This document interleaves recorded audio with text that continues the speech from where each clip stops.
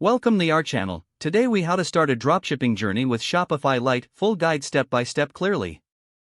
To start your dropshipping journey with Shopify Lite, begin by creating an account on the Shopify website.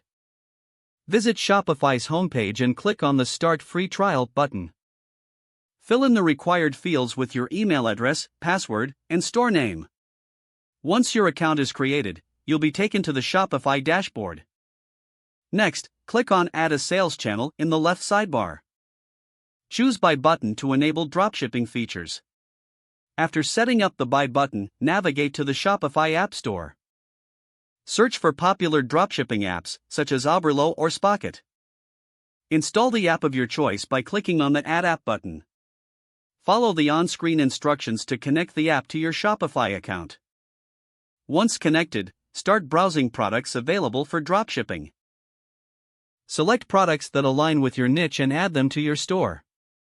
Customize your product descriptions and images to make them appealing.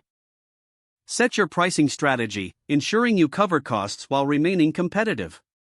Now, go back to your Shopify dashboard and navigate to Settings. In Settings, ensure payment gateways are properly configured for transactions. Choose preferred payment options to facilitate customer purchases. With your account set, focus on design by customizing your store's theme. Select a theme that reflects your brand identity and appeals to your target audience. Adjust your store layout to improve user experience and navigation. Consider creating an About Us page to build trust with potential customers. Once your store is visually appealing, set up your shipping options. Decide on your shipping rates and regions to target. Review your store for any inconsistencies or errors before launching. Finally, launch your store to the public and start marketing your products. Utilize social media, email marketing, and SEO to drive traffic to your store. Engage with customers and gather feedback to improve your business over time. Monitor sales and analytics to adjust your strategies for better performance.